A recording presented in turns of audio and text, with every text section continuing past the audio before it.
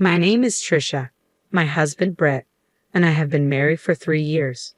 Shortly after our wedding, we built our own home. Currently, we're living with Brett's mother, who raised him alone and didn't want to live by herself. Brett's strong desire to make her life easier led us to this arrangement. Despite my initial concerns about living with my strong-willed mother-in-law, the reality turned out to be as challenging as I had feared. The only relief I found was during my time at work. It's my responsibility to do the grocery shopping after work and prepare dinner, as my mother-in-law rarely helps with housework. I'm using the kitchen right now. Can you wait a bit? She says. But I need to start making dinner soon. I'll be done in a little bit. Just wait for me. Okay, I understand. Why do we have only one kitchen when we live together? I asked. When we suggested a 2-family house, you refused, remember? Brett replied. Did I? I was probably trying to be considerate then. A 2-family house would have been more expensive, right? That's true, but in hindsight, having 2 kitchens would have been better. I thought so too, but I was being patient. You should be thankful to me for that. Really? I thought you refused the 2-family house because you didn't want to be alone. That's not the case. If I could, I would have preferred a 2-family house. Should we consider renovating then? I asked. Fine by me, but I can't pay for it. If we do, we'd need some financial support from you as well. Brett's mother replied, I have no intention of working anymore, and I spent a lot raising Brett as a single mother. I hardly have any retirement savings, so I can't contribute. But Brett and I are covering all the household expenses, including the mortgage and utilities. If you want a 2-family house, we need your help. I don't have any money to spare. I spent all my money on Brett. He's working at a good company, so he should pay me back more than I spent on him. If that's the case, we'll have to cooperate and get along from now on. Why do I have to be told what to do by you? If you earn more money, you can afford to renovate, can't you? I'm not telling you what to do. My salary isn't going to increase any further, so please don't count on me. Even though Brett makes a high salary, because he married you with your low income, we can't live comfortably at all, Brett's mother remarked. What are you trying to say? I asked, feeling a sting of anger. Sometimes I can't help but think it would have been nicer if Brett had married someone better. Is that so? You're able to live comfortably because of my son, who I've raised so carefully, so don't get too big for your britches. I'm working too, you know. I know exactly how much you make. You should be more grateful to my high-earning son. I am grateful, but what? If you're living off the money my son earned, don't complain about this and that. I might be relying on him, but I do earn my own money as well. Enough, she snapped. Why are you so angry? I asked, feeling the tension in the air. If you were highly paid, I wouldn't have to endure these difficult days. That's why I'm irritated, she replied with frustration evident in her voice. Even if you tell me that now, why do I have to spend every day alone with you? I questioned. Because Brett is on a business trip. We have no choice. He's hardly been home for the past 3 years, she explained. It's his job, so we can't help it, I reasoned. He didn't go on business trips before we got married. Why did this start happening? She wondered aloud. Because he changed jobs, I replied. But it's the same profession, right? Can the conditions change that much? She mused. It seems like the new company requires a lot of business trips, I offered. I'd rather live alone than this, I muttered under my breath. If you hate living with just the 2 of us that much, why don't you live alone? She retorted. Are you going to pay for my living expenses then? Maybe I'll do that, I countered. Why don't you ask Brett? She suggested. Brett will definitely want to live with me, I predicted. That may be true. I'll talk to him when he comes back on the weekend, she agreed. During the week, Brett is away on business trips, leaving just me and my mother-in-law in the house we built. Despite my discontent, I tried my best to avoid conflict, but it seemed Trisha also disliked living with me. We decided to discuss it when Brett returned home. It became apparent that it wasn't working out with the 3 of us, so I spoke to Brett first. Your mom said she doesn't like living with just me, I informed him. What? Why? Brett questioned, puzzled. She doesn't like that you're not at home because of your business trips, I explained. Well, I can't help it. It's my job, Brett reasoned. Why is it my fault? I defended. If you got along with her, she wouldn't have said such things. I bet you're just giving her lip, aren't you? Brett speculated. No, that's not the case. I've been cooking meals and doing all the house chores properly, I countered. Well, that's expected, isn't it? Britt remarked. What do you mean by that? I questioned. Mom has been through a lot raising me. I want her to have an easier time now, Britt explained. And that's why I'm trying to do right by her, Britt defended. Do right by her? House chores are your responsibility, I reminded him. What's with that attitude? Please get along with Mom better, Britt urged. I'm doing my best, but if it's causing stress for both of us, maybe it would be better for her to live on her own, I suggested. What a waste of money that would be, Britt argued. Well, yes, but maybe we should have built a duplex then. We can't afford a renovation now, I reasoned. If you could just curb your spending habits a bit, that wouldn't be a problem, Brett suggested. Why is it always my fault? I retorted. You're receiving extra for business trips, so instead of wasting it on slot machines, why not put it towards our living expenses? We'll be able to afford a renovation then, Brett proposed. I don't want to do that. Slot machines are my only joy during those trips, I admitted. What are we supposed to do, being stressed out then? I lamented. All you need to do is put in more effort and we'll get along like a real family, Britt responded. That's easy for you to say, but it's not easy to build a real familial bond with your in-laws, you know, I countered. You can say that after you've put in the effort, Brett insisted. What's that supposed to mean? I questioned. I'll ask Mom to be a bit more patient with you, Brett offered. Patient? It sounds like you're saying it's all my fault. Man, this is such a hassle, I sighed. Your job is twofold, to get along with Mom and to take care of the house. I'm counting on you when I'm not home, Brett reminded me. It appears Brett had a conversation with my mother-in-law as she eventually abandoned the idea of me moving out. However, things took a turn for the worse after their discussion. One evening, it was just the two of us at dinner again.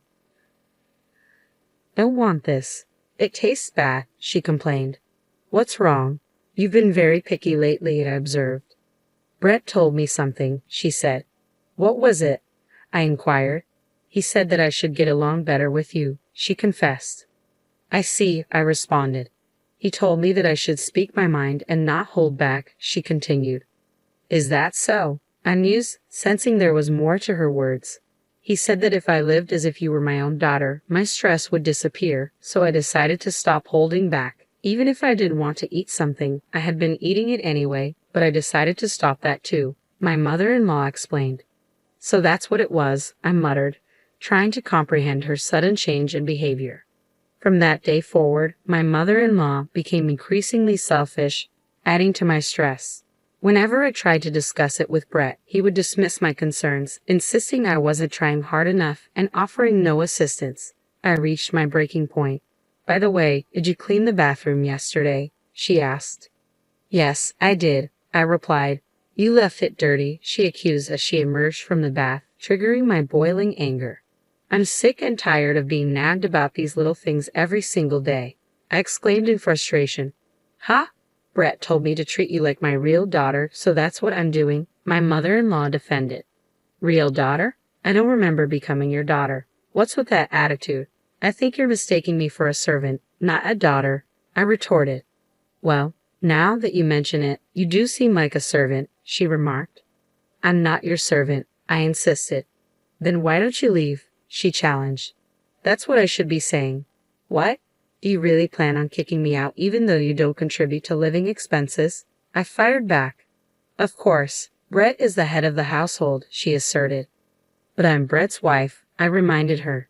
What are you talking about? I am Brett's mother. Do you think a wife has a higher status? My mother-in-law challenged. It's not about status or anything like that, I clarified. Then what is it? Do you think Brett will choose you over me? She prodded. I think Brett will choose you, mother-in-law, because he cherishes you so much, I reassured her. That's more like it. Are you really sure it's okay if I leave? She questioned. Why worry? It'll definitely be okay without you. I feel relieved, actually. I admit it. Is that so? Even if it might make things financially difficult, it's okay, she pressed. Huh? Why worry? It's none of your business, I responded defensively. I understand. Brett earns $70,000 annually. We're comfortable, so stop undermining us, she insisted. I'm not undermining, I'm just worried, I confessed. There's no reason for you to worry. Stop belittling us. Get a divorce quickly, understood? My mother-in-law commanded. There seems to be no need to discuss this with Brett. I will pack my things and leave promptly. I responded calmly. Ah, finally the nuisance is gone, she remarked. Several days later, I departed without informing Brett. If I had consulted with Brett, who adores his mother, I would be the one to be blamed. As if to confirm it, there was no contact from Brett, who must have returned from his business trip, and I resolved to divorce. I arranged to meet Brett alone. Dude, I told you to get along with Mom. Why did you fight? Brett questioned. It seems you're only siding with your mother, making everything my fault, I replied. What? You want to say you were harassed by Mom? Let's not. There's no need to argue here. I've already decided to get a divorce, I declared firmly. Wait, are you intending to divorce me? Brett asked, surprised. Yes. Did you think we were going to divorce? I replied. Well, we're not on bad terms or anything, Brett reasoned. There's no way I can continue to live with a mother-in-law like that. And you, Brett, you're a mama's boy who has no intention of helping me, I accused. I'm not mama's boy, Brett protested. You're nothing but a mama's boy, I insisted. Is that so? Brett questioned, hurt by my words. Your mother is all about you, Brett. It's mutual love, so enjoy it, I remarked bitterly. Hey, you must be kidding me, Brett said, disbelief evident in his voice. Wishing you a lifetime of happiness, I said, my decision firm. We completed our divorce papers without any issue, and we were officially divorced. Since the house was mortgaged under Brett's name, it became his property. Then just a month after our divorce, I received a call from Brett. He said he had something important to discuss involving his mother, so I reluctantly agreed to meet them. Wait a minute. What's going on? Why are you being so emotional all of a sudden? Brett asked as I entered the room. Don't play innocent, I replied, my emotions running high. Excuse me. Brett looked confused. We can't make ends meet with just Brett's earnings alone, I explained, trying to hold back my frustration. Well, of course, you can't, Brett responded, seemingly puzzled. What do you mean? I asked, feeling a mix of confusion and irritation. We completed our divorce papers without any issue, and the house, under Brett's name, became his. Just a month after our divorce, I received a call from Brett. He said he wanted to discuss something important with me, involving his mother, so I reluctantly agreed to meet them. Wait a minute, what's going on? Why are you being so emotional all of a sudden? I questioned as I entered the room. Don't play innocent, Brett responded, his tone tense. Excuse me, I replied, taken aback. We can't make ends meet with Brett's earnings alone, Brett explained, his frustration evident. Well, of course, you can't, I replied, trying to understand. What do you mean? I asked, sensing there was more to the statement. We used to pay for our living expenses with my earnings as well, and he's bringing home less than I thought, not even $70,000 a year, Brett revealed. It seems like you were mistaken, mother-in-law, I interjected. What do you mean? She asked, confused. The one making $70,000 a year is me, I confessed. What? Then how much does Brett make? She inquired, surprised. Brett used to earn around $50,000 a year before he changed jobs, but it dropped significantly after that, I explained. I didn't know that, she admitted. Well, it's not a surprise you didn't know. It's not something we would necessarily tell you, I replied. Even so, his take-home pay is way too low, she concluded, concern evident in her voice. That's because his salary is being deducted for his gambling debts, I confessed. What? My mother-in-law exclaimed, clearly shocked. That's why his take-home pay is significantly less, and I had to supplement the shortfall with my salary, I explained. Why didn't you tell me sooner? She questioned, her voice tinged with concern. No, I did tell you. I warned you that it would be financially tough, but then you told me it was none of my business, I reminded her. Well, I didn't say anything because I thought it would be bothersome to you, she admitted. He seems to be gambling every day on his business trips too, I added. Brett has a gambling addiction, you know, I revealed, the weight of the situation sinking in. We managed to pay this month's gas, water, electricity, and everything else, but I don't think we can pay them next month, Brett confessed. That sounds tough, I sympathized. It's hard, so come back, Brett pleaded. What are you talking about? I asked, taken aback. Marry him again and come back, Brett suggested. That's way too convenient for you, I replied, skeptical. If you come back, I promise I won't meddle or complain anymore. I apologize for everything in the past, please, Brett begged. That's impossible, I asserted, knowing deep down it wasn't the solution to our problems. At that point, Brett, who had been silent all along, spoke up. I didn't know anything about the money situation either. I thought we were making do with just my salary, Brett admitted. There's no way that was possible. I feel guilty for always siding with my mother. Can't we start over? I asked, hopeful. Being able to leave a gambling addict was a relief, so remarrying is absolutely out of the question, I added firmly. What's with that attitude? Brett questioned, hurt by my words. Moreover, I can't handle a mama's boy, I confessed, my frustration evident. Don't say such things, Brett pleaded, his voice tinged with disappointment. You two are in love, so why not work together and give it your all? You should be able to make it, my mother-in-law intervened, trying to reconcile us. I beg you, Brett added, his tone pleading. Are we done with this topic? If so, I'd like to leave soon. It's my day off and I have things to do, I stated, trying to end the conversation. Please come back home. If you don't, I'll be the one who has to work, Brett's mother pleaded. Please work hard and support Brett. I'm counting on you, Brett added, his tone desperate. Ignoring their pleas for reconciliation, I left. I had kept their contacts in case something happened, but I took this opportunity to block them and delete their contacts. I requested a transfer to a store near my parents' house and moved into an apartment close by. Brett's house was about a 2-hour drive away, and Brett disliked my father, so he probably wouldn't come to this area. Half a year later, I worked at the previous store near Brett's house for the first time in a while as part of a support team. I was curious and passed by their house only to find a surprising sight. The house was up for sale. They must have been unable to make the payments. Then, while I was at work, I saw my mother-in-law, and she noticed me and approached me. I finally found you, she said, her tone serious. What's going on? I asked, feeling a mixture of curiosity and apprehension. I thought we might meet if I waited here, my mother-in-law admitted when she saw me. To my surprise, she was working at the supermarket next to the cell phone shop where I worked. Are you working? I asked, noticing her uniform. You can tell by looking, she replied, a hint of sadness in her voice. So you're working here in hopes of seeing me? I questioned. That's right. I wanted to ask you to come back home as soon as I saw you, she confessed. Are you still saying that? I have no intention of returning, I stated firmly. Don't say that, she pleaded, her eyes pleading for understanding. We had to sell our house and can't live there anymore, she revealed, her voice heavy with regret. I see, I responded, feeling a pang of sympathy despite my resolve. We're somehow managing to live in a small apartment, just the two of us, my mother-in-law shared. Well, that's good. You're living happily with your beloved son, I replied, trying to sound positive. Don't mock me, and Brett has a part-time job. He often doesn't come home on his days off.